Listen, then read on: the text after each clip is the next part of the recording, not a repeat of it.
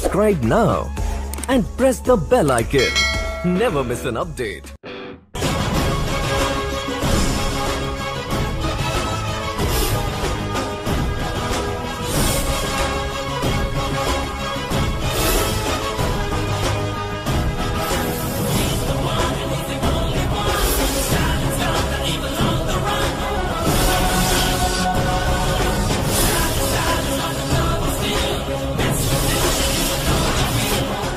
ఏ issue వచ్చినా మీరు మాట్లాడే సెటిల్మెంట్స్ కావచ్చు లేదా కౌన్సిలర్ మధ్య వివాదం కావచ్చు ఆఫ్ రికార్డుగా లీడర్గా కొనసాగుతున్నారు జనాలు.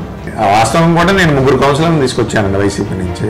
ఇప్పుడు సోకాల్ నాయకులు అందరూ వస్తున్నారు అంటే అదే విమర్శ చేయలేం కానీ కౌన్సిలర్స్ బలమైన వైసీపీలో ఉన్న కౌన్సిలర్స్ని తీసుకొచ్చాను నేను. 2 వైసీపీ వాళ్ళు, ఒక ఆయన సిపి.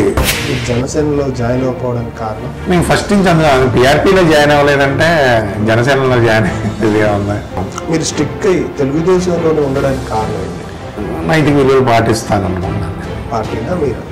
పార్టీ పాటిస్తుంది, పార్టీ తరఫున నేను పాటిస్తాను. నాకు బ్లడ్లో ఉండాలనుకున్నాను నేను. కౌన్సిలర్లు ఒక 3 మీరు తీసుకొచ్చారన్నమాట. కొంతమంది కౌన్సిలర్లు డబుల్ బెడ్రూమ్ ఇల్లులకు సంబంధించి ₹1,00,000 50,000 డిమాండ్ చేస్తున్నారని చెప్తున్నారు. గోల చేసిన ఒకళ్ళిద్దరు వాళ్ళకి అదనంగా రాలేదే, 1-2 రాలేదని గోల చేయడమే కానీ ప్రజలెవరు గొడవ చేయలేదు కదా. ప్రజలు గొడవ చేసిన ఇష్యూ ఎక్కడని చెప్పండి. అదే ఇప్పుడు ఒక 2,000 మంది లబ్ధిదారులు ఉంటే దాంట్లో ఒక 100 మంది దగ్గర అడిగినట్టే కదా. రాళ్ళు వేసేవాళ్ళు ఉంటారు కదండి. కాదు,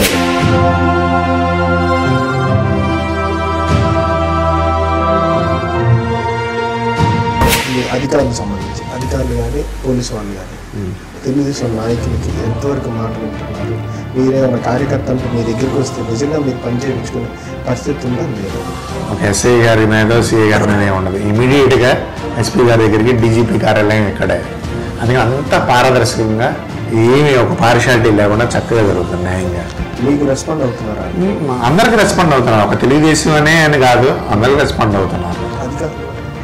అధికారులు అంటే కొంచెం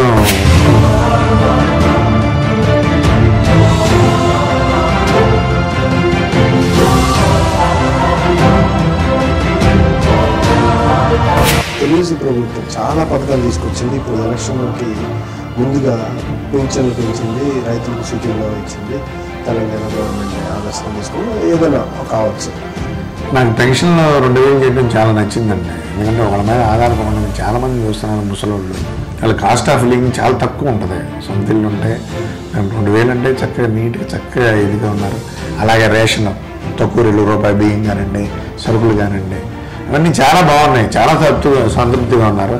అయితే తెలంగాణను చూసేం కాదండి, చంద్రబాబు దగ్గరే కేసీఆర్ నేర్చుకున్నాడు.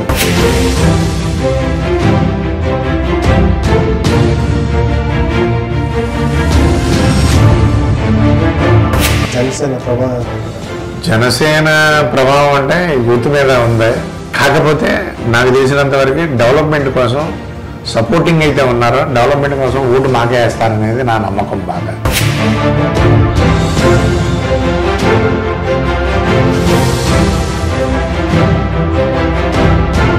Please don't forget to subscribe our YouTube channel ET Unlimited for more fun and entertainment.